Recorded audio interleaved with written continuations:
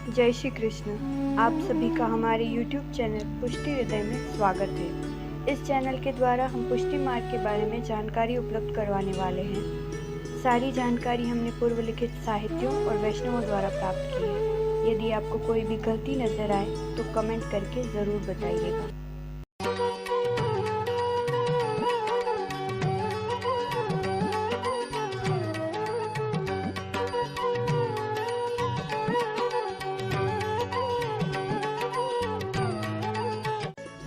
श्रीमद् भागवत के अनुसार पुष्टि अर्थात पोषण का अर्थ है भगवान का अनुग्रह करना और श्री कृष्ण की कृपा ही पुष्टि है।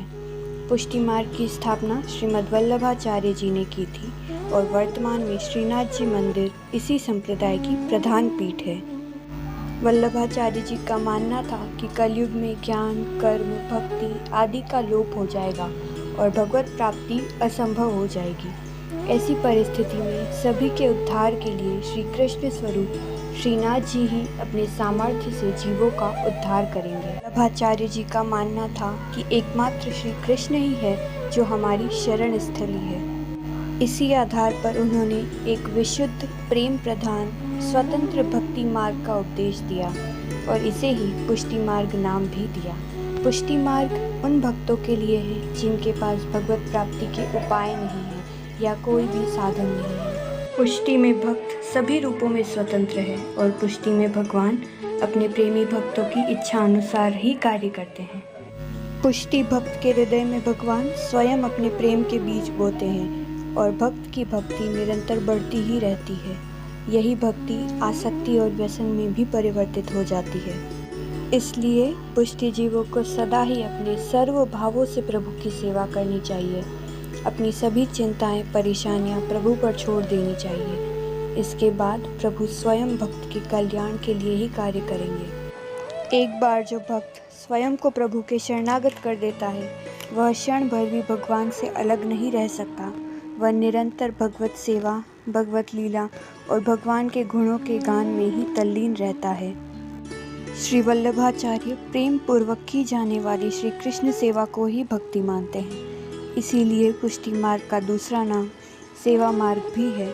महाप्रभु पुष्टि मार्ग को शास्त्र निहित भक्ति मार्ग से अलग मानते हैं, क्योंकि भक्ति मार्ग में भगवान की पूजा अर्चना शास्त्रोक्त विधि और मंत्रोच्चार के साथ की जाती है, लेकिन पुष्टि मार्ग में भगवत सेवा स्नेह, प्रेम और भावनात्मकता के साथ की जाती है। पूजा शास्त्र विधि विधान से होती है, किंतु सेवा में तो केवल स्नेह, प्रेम और भावनात्मक लगाव होता है। इसी कारण पुष्टि मार्ग में प्रभु की गृह सेवा होती है।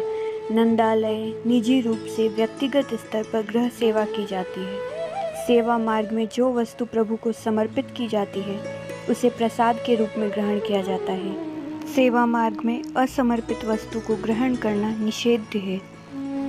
पूजा नियत समय पर निश्चित अवधि में होती है, लेकिन सेवा तो भावनात्मक रूप से सदा चलती ही रहती है।